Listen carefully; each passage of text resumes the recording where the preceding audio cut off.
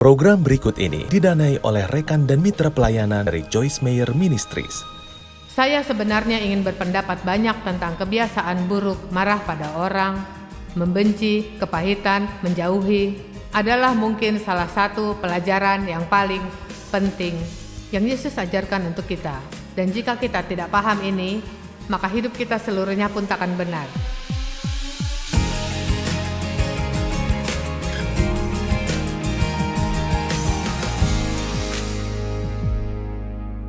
Kau menginginkan untuk dapat peningkatan kuasa dalam hidup.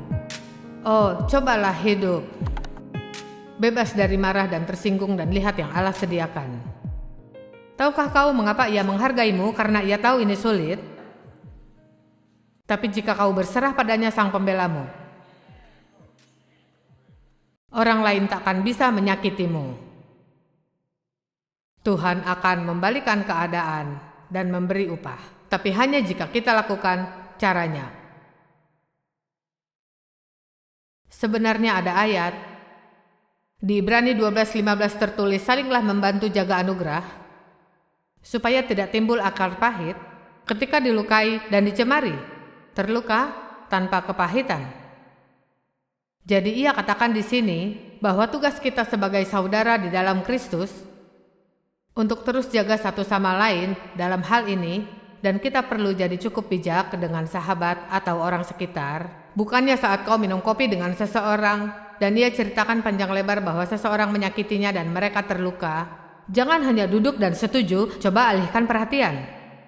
Coba bantu mereka mengerti bahwa itu buang waktu Allah, buang waktu mereka, dan dalam bentuk dan cara apapun tak akan selesaikan masalah.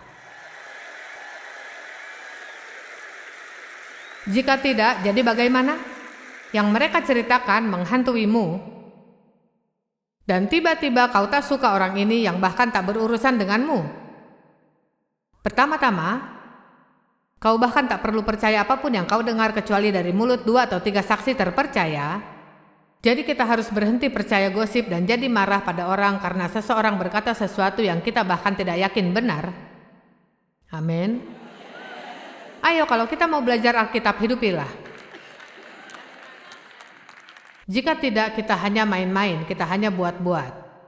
Apa bagusnya menggaris-garisi ayat Alkitab jika kita tak lakukan? Kita pernah gagal, kita buat salah, dan kita terus mendapat pengampunan dan berlanjut. Tapi kita harus serius dengan ini. Kita hidup di zaman sangat serius, dan kupikir Anda pasti cukup serius. Jika tidak, kau tak akan jadwalkan untuk datang dan melawan kemacetan panjang untuk masuk ke sini.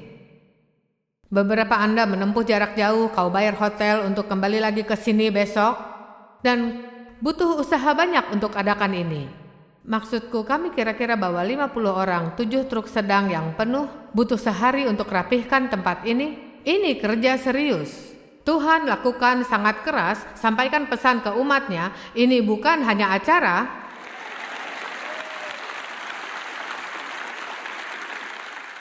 Ini bukan hanya harapan, saya mau lihat ya seperti apa dibandingkan di TV.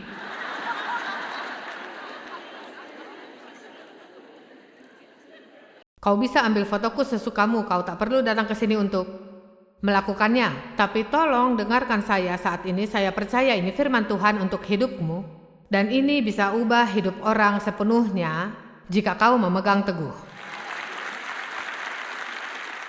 Bagi beberapa ini benar-benar pertemuan ilahi. Maksudku, Allah mengirimmu ke sini karena kau benar-benar butuh firman ini. Kuberitahu sesuatu, jika kau buat pilihan untuk ampuni seseorang dan kau tidak merasa beda, jangan buat iblis mengelabuimu dengan berpikir bahwa kau tak mengampuni. Perasaanmu tak ada hubungannya dengan itu. Jika kau doakan, kau tidak gosipkan mereka, bicara baik tentang mereka, dan jika mereka punya kebutuhan yang bisa kau beri, kau penuhi itu, itulah kuasa penuh pengampunan. Karena orang pasti akan berprasangka buruk tentang seseorang, maka kita tidak. Ibrani 12:15, jagalah supaya tak seorang pun menjauh dari anugerah, agar jangan tumbuh akar yang pahit yang menimbulkan kerusuhan dan yang mencemarkan banyak orang. Jangan hanya coba mengampuni, Berdoa Allah memampukanmu mengampuni, dan kau bahkan tak perlu tunggu sampai marah pada seseorang untuk doakan itu. Mengapa tidak doa setiap hari, Tuhan? Begitu seseorang menyinggungku, berikan anugerah ampuni dengan cepat. Ajarku sadar betapa hancur aku dan betapa sering kau ampuni. Kumohon Tuhan, tolong. Semakin perasaan itu muncul, semakin berakar dalam jadinya, dan akar pahit selalu hasilkan buah pahit. 2 Korintus 1:10 Ampuni untuk jauhkan setan ambil keuntungan darimu. Kurang nyata apa lagi? Jangan buka pintu untuk iblis dengan terus marah. Mempelajari sifat asli iblis sangat baik bagi kita semua sesekali, karena kau akan bahas kecurangan. Maksudku, hal-hal yang ia lakukan dan kita biarkan ia lolos. Kita tidak menaruh perhatian pada yang terjadi. Berdoa agar Allah tunjukkan padamu. Dan Ia tunjukkan yang benar. Dan diamlah di posisimu. Nah, saya suka firman ini. Kolose 3:19. Karena dikatakan, suami kasihi istrimu. Dengan kasih penuh simpati, tak egois, yang selalu memberikan yang terbaik. Siapa wanita di sini suka? Aku suka. Dan suami jangan kepahitan atau marah terhadap istri, karena itu adalah tanggung jawab pernikahan. Jadi kupikir ulang apakah maksudnya ayat itu. Nah, pertama-tama kebetulan saja bicara tentang suami dan saya lebih bicarakan suami daripada istri karena mimbar ini milikku, jadi mari lakukan. Oke, mungkin ia tidak memenuhi semua harapan. Kau tahu, kupikir yang dilakukan orang yang membuat kita kecewa adalah karena kita punya harapan. Dan seringkali kita mengharapkan yang tak realistis terhadap orang. Seperti saya berharap kau buatku senang tiap saat. Saya terbiasa marah pada Dave karena ia tak membuatku senang. Dia akan main golf dan saya tak senang. Dave harus membuatku senang dan Tuhan bilang, kenapa kau tak bertanggung jawab sendiri untuk bahagia? Itu bukan tugas Dave.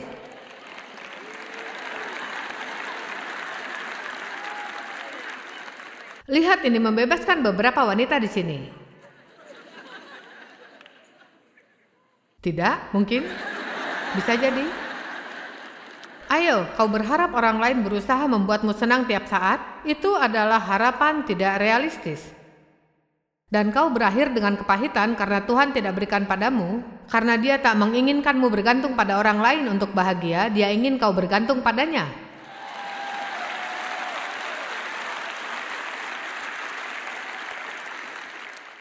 Ia merasa terjebak. Sudah menikah 30 tahun dan sekarang ia punya semua tanggung jawab ini dan ia tak bahagia. Tahu kenapa? Mungkin jika membuatnya senang, ia lebih bahagia. Atau jika hidup untuk membuat suami senang, ia lebih bahagia. Oh, kau suka yang untuk pria. Kepahitan sering dimulai dari ketersinggungan sederhana. Hal-hal kecil yang kita tidak selesaikan. Hal-hal kecil tentang orang lain yang mengganggumu. Jangan simpan data di komputermu. Di mana kau simpan semua hal kecil yang tak kau sukai dari orang. Kata tersinggung berasal dari bahasa Yunani skandalon, dan itu sebenarnya adalah bagian dari kail, di mana umpan tergantung yang memancing binatang untuk datang dan dibunuh. Jadi, ketika setan memberikan godaan untuk tersinggung di depan kita, ini adalah undangan untuk lari tepat ke dalam jebakannya. Kamu tahu berapa banyak orang tersinggung hari ini? Saya tak pernah lihat orang lebih penuh emosi dari sekarang. Maksudku, bahkan orang tersinggung karena kita bernafas, kamu tak tahu. Seperti apa?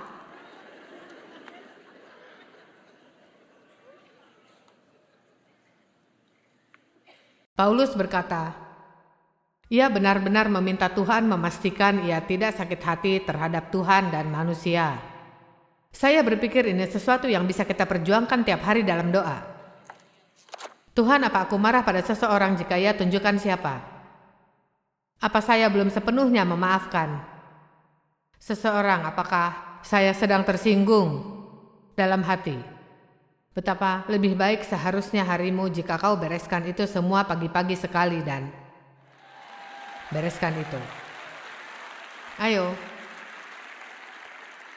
Matius 24 adalah pasal di Alkitab mengenai tanda akhir zaman.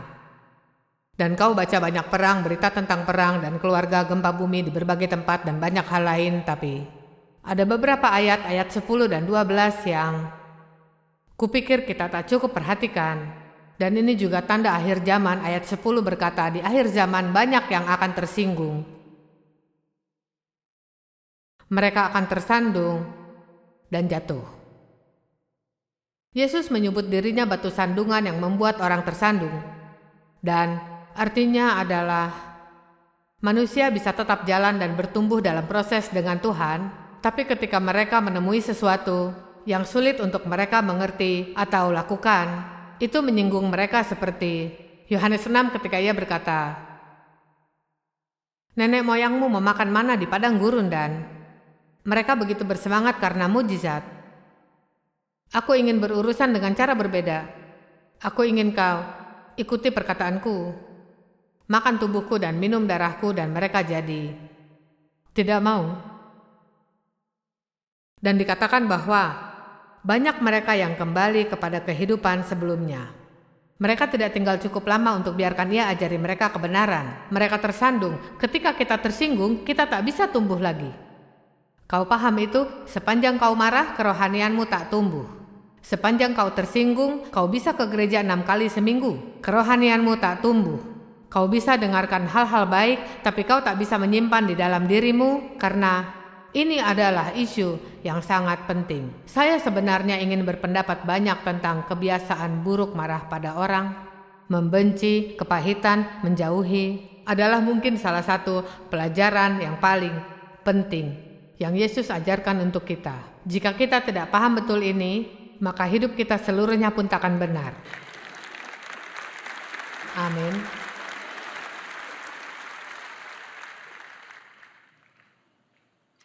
Ayat 12 mengatakan, kasih sedemikian banyak orang akan jadi dingin di hari terakhir.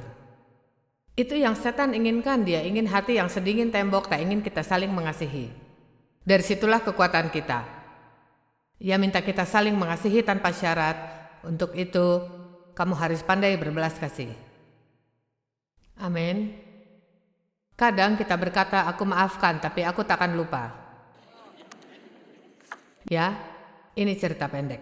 Ada pendeta di Filipina yang membawa beban dosa rahasia yang ia lakukan bertahun-tahun lalu. Ia bertobat tapi masih belum merasakan pengampunan Tuhan. Di gerejanya ada wanita yang mengaku punya penglihatan di mana ia bicara dengan Tuhan dan dikatakan, ia bersamanya. Jadi si pendeta merasa ragu tentang wanita ini, tapi untuk menguji katanya, jika kau bicara dengan Kristus, aku ingin kau tanyakan dosa apa yang pendetamu lakukan saat ia di sekolah Alkitab. Jadi wanita itu setuju. Beberapa hari lewat, pendeta itu bertanya, apa Tuhan datang dalam mimpi? Ya datang, katanya. Apa kau tanya dosa apa yang kulakukan ketika aku di sekolah Alkitab? Ya aku tanya. Apa katanya? Katanya aku tak ingat.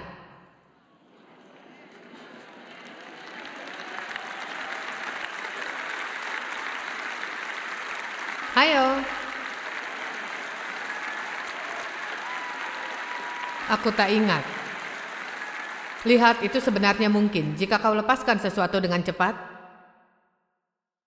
Aku memintamu mengambil lulusan tinggi dalam pengampunan.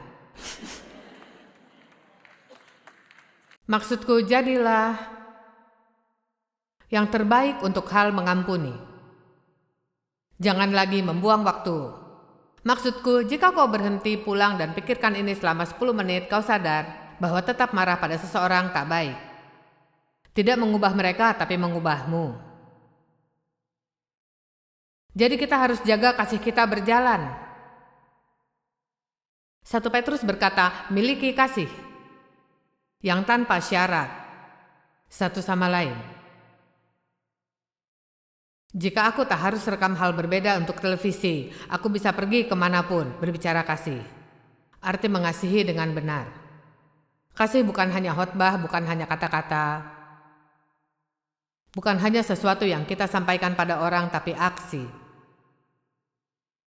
Kasih itu melakukan untuk orang, membantu mereka yang terluka, membangkitkan mereka, dan meluangkan waktu untuk orang. Sesuatu yang kita tidak punya sekarang, kita tak punya waktu untuk orang. Hubungan jadi sia-sia karena tidak ada yang mau ambil waktu bicara kepada orang. Kita hanya kirim SMS dan mereka akan jawab "K", itu saja.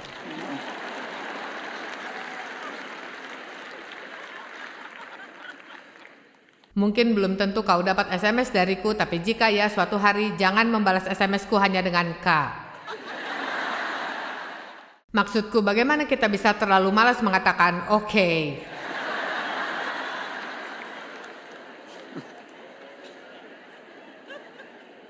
Kadang aku tanya, apa maksudnya? Siapa setuju? Kita terlalu sibuk bahkan tak bisa mengetik lengkap. Akhirnya miliki kasih yang tanpa syarat satu sama lain karena kasih menutupi pelanggaran. Mengabaikan kejahatan dan tanpa pamrih mencari kebaikan setiap orang. Ada versi terbaru dari Alkitab Amplified yang kugunakan dan kalimat yang digunakan adalah kasih tanpa pamrih mencari kebaikan pada setiap orang.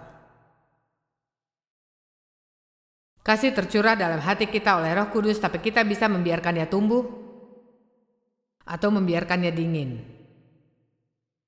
Dan hal ini jadi sangat penting bagiku. 12 atau 15 tahun belakangan saya bagikan dalam pesan-pesan saya dan tak ingin berhenti.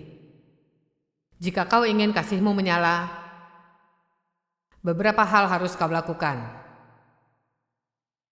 Nomor 1, tanya Tuhan apa yang bisa kau lakukan untuk orang lain.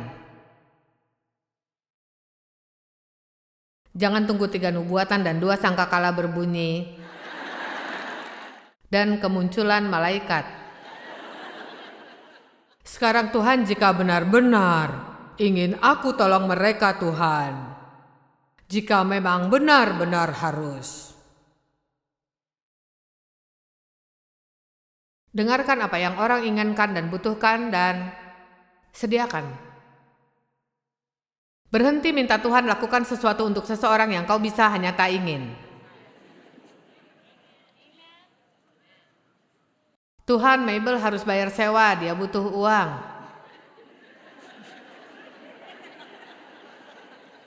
Lalu, bagaimana jika kau keluarkan uang dan menolongnya? Ya, aku punya rencana untuk uangku. Ayo, aku bicara kenyataan. Inilah kenyataan. Tahu kenapa? Satu-satunya cara aku mengerti karena aku harus ditegur dulu oleh Allah. Sebelum saya salurkan ke orang lain, saya tidak sedang menyalahkan siapapun. Ini cara Allah denganku. Beberapa hal yang Tuhan ajari dan yang kulakukan adalah membiarkanmu mengerti. Sisihkan sejumlah uang tiap bulan di luar persembahan biasamu. Ayo, aku memberimu pekerjaan rumah. Sisihkan sejumlah uang tiap bulan di luar persembahan biasamu. Dan ini bukan dengan tujuan untuk kurangi pajakmu.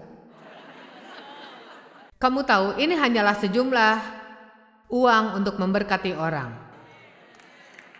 Mungkin untuk orang miskin, tapi tidak harus juga. Hanya karena seseorang tidak miskin bukan berarti ia tak butuh berkat. Maksudku, orang terkaya yang kau tahu mungkin sangat membutuhkan berkat lebih dari orang-orang lain. Karena saat seseorang punya banyak, orang-orang biasanya menginginkan sesuatu dari mereka dan tak ada yang berpikir memberi pada mereka. Ayo, benar kan? Carilah kesempatan untuk menjadi berkat. Maksudku, tekadkan diri. Katakan, aku takkan biarkan hari di hidupku berlalu sebelum memberkati seseorang. Setiap hari aku tak selalu bertemu orang. Tiap hari aku berusaha beri sesuatu. Sesuatu dari lemariku. Kau tahu berapa banyak barang tergeletak di rumahmu yang bisa jadi berkat untuk orang lain, dan kau menyimpannya untuk jaga-jaga? Dan jika kesempatan itu muncul, kau lupa taruh di mana. Dan kau beli yang baru juga. Ayo, aku berbicara benar. Apa kau baik-baik saja?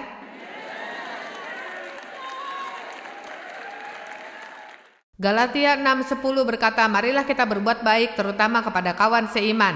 Nah, ini yang kukatakan jika saya bisa merangkumnya. Daripada marah, kepahitan, dan tersinggung, dan murka, bahkan diam-diam marah. Aku mengasihimu dengan kasih Tuhan setiap kali aku melihatmu. Ayo, biarkan saya melihatmu melakukannya. Oh, saya lebih baik dari kalian. Kau tahu, itu perasaan kita, bukan? Seperti, oh, haruskah kau muncul? Aku tak akan datangi acara syukuran itu jika tahu kau di sana. Dan aku tak akan duduk di sebelahmu.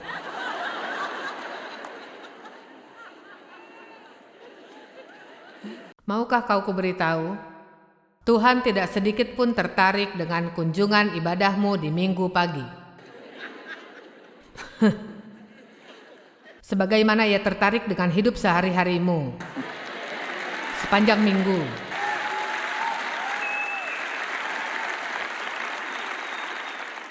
Maksudku, Tuhan pasti bangga padamu yang datang malam ini kau relakan Jumat malam, tapi jujur saja kau buang-buang waktumu jika tak keluar dari sini dan mempraktekkan prinsip-prinsip hidup ini.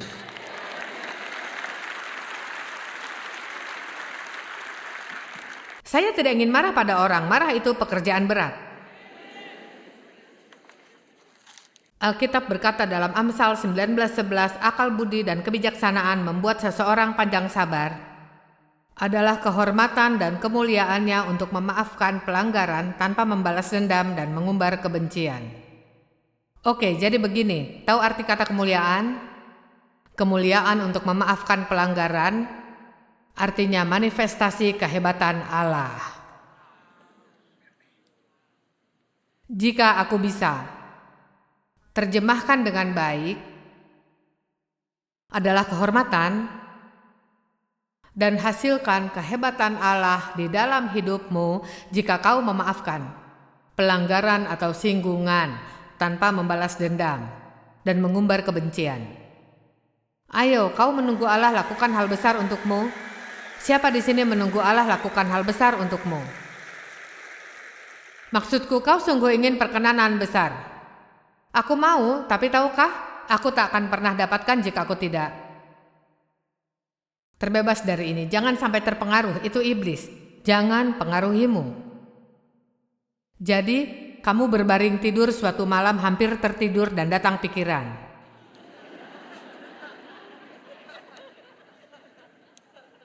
Sesekali saya dapatkan diriku seperti kau tahu termenung.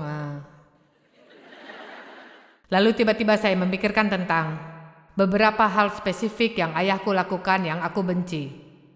Kau tahu bagaimana? Aku bilang tidak. Ayo, buka mulut dan balaslah iblis. Katakan, tidak. Aku tak akan terjebak. Ada tempat di sana yang pernah kau tinggali, tapi kau tak pernah ke sana lagi. Amin. Berjuanglah. Kita harus belajar melakukan cara Allah. Artinya hidup bebas dari marah, tersinggung, dan jalan dalam pengampunan. Pengampunan yang Tuhan berikan, kita juga berikan kepada orang lain. Ketika melakukannya, jika seseorang salahkan, Tuhan akan bela kita.